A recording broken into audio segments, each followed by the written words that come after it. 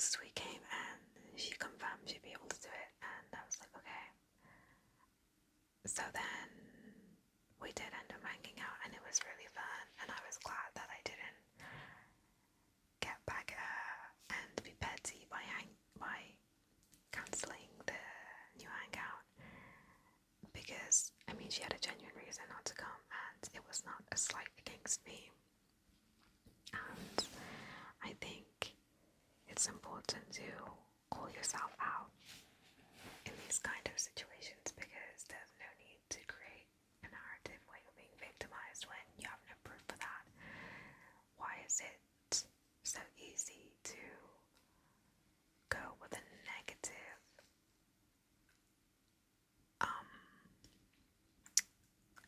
storyline, you know? Like my rule that I've been trying my best to stick to is either go with a neutral storyline or a positive storyline, but it doesn't always have to be negative. Like, there's no need to bring negativity into your life for no good reason, you know? So there was that, and that showed me a pattern that I've noticed in myself before. And then with my friend, this is actually a friend, I've been friends with her now for, I think we met September 2023, so I've been friends with her for over 2 years, yeah. Over 2 years. I met her before I met my ex, and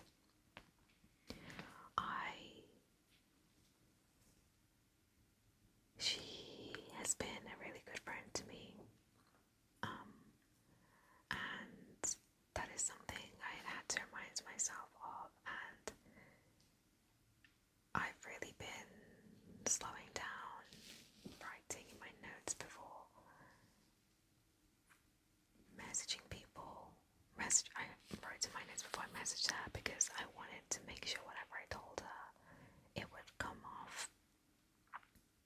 out correctly, because she has been a good friend to me. I didn't want to be overly aggressive, but I did want to express how I felt about something. And I'm not gonna lie, I was nervous, because we are friends, but it wasn't like with my ex where we would talk a lot about what was bothering us, like, because I think relationships have different factors, and you know, but with her, I never like brought up something that bothered me with her before, and I wrote it in my notes first, and I didn't send it for a good few hours, because I wanted to just make sure I wrote the right thing, and instead of just like opening up my DMs and just sending her something that might come off overly harsh, so I wanted to be tactful, but also get my point across and be authentic, and think about what's best for me, because I think after the breakup I realized what kind of needs I have, and before I used to just think, oh, like friendships, whatever, like relationships are just for fun, I don't really have needs, but I realized I do, and it is important to me to have a level of intimacy. I do want to be able to be affectionate in some way. There's different levels, of course, but like, I want people to be in my life for a reason. I don't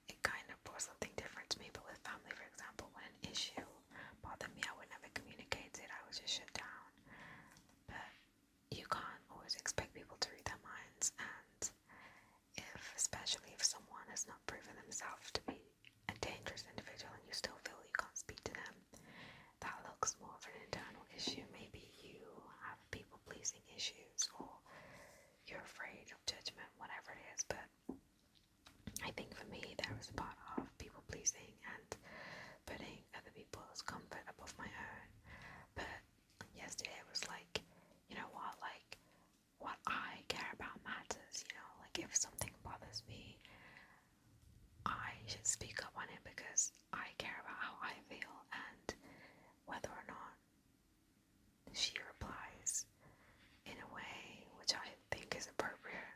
Like, I spoke up for my needs and that's important. Like, I was there for my inner child, you know, and that is taking care of yourself, you know, instead of ignoring your needs and putting other people's needs above your own. Genuinely asking what matters for you is important. And we talked today and it felt really good, and I was really proud of myself that I got the thing that I talked to her about off my chest. And again, in my mind, because I have struggled with speaking up again for what I need, I can look back at this now and see a positive example of what happens when I speak up for myself and tell somebody what needs I have. And she listened and she understood, you know, and it's very important because that rewires your brain, and it definitely was really impactful for me. Like, I was really thinking, like, yeah, I'm proud of you, you did really good, you know, because that's something that I would have found impossible in the past, you know. And again, with that friend, like, I was kind of assuming the worst, even though she's always been there for me. My mind jumped to like the worst conclusions of what could happen, that I'm gonna have to write a message about cutting her off and everything, but like that was needed, and it just showed me again why I shouldn't be too quick to think negatively of others, you know. And it's really good that I did take that time to pause and think before sending her a message, before cutting her off or anything, because if I didn't, it could have caused a whole bunch of trauma, and not slowing down and thinking before you act can get you into terrible situations. You know, even if I had cut her off, it wouldn't have been, it wasn't life or death or anything, but it would have just been like, you know, I would have been like, that didn't need to happen. I could have just thought about it, looked at it logically instead of jumping to worst case scenario, you know. But yeah, I really, last night and today really proved to me the importance of being authentic, not being a people pleaser, speaking up for your needs, and thinking before you act or speak, because it's important to treat relationships with care and treat them as precious, especially when the person has always been there for you and has never harmed you in any way, you know.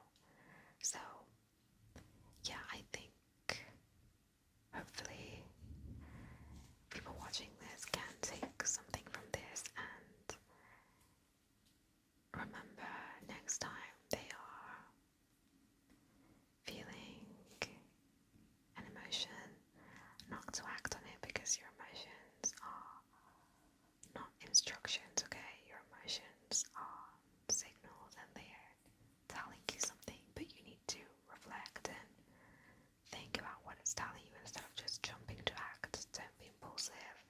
That's self-sabotage. But the way that I handled myself today, I was extremely proud of, and we had a really nice conversation, and that wouldn't have happened if I just brushed in the conversation and been like, don't do this, don't do that, you know. There are ways to communicate with people and not make them feel as though they're your enemy, especially if you guys are in a good relationship. So yeah, hopefully I could help you not destroy a relationship if maybe you would have done. But yeah, it's really important to be yourself. Even if she had reacted badly, I would have just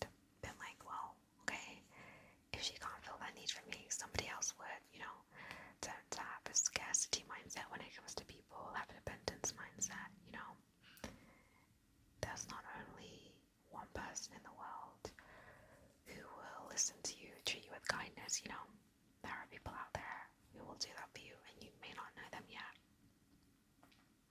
But yeah, slow down before you reply to something when emotions are high. Just pause.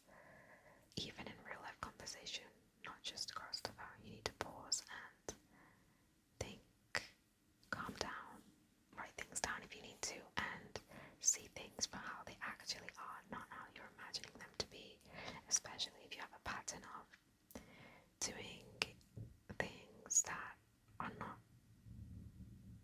to your benefit. If you have a history of being impulsive or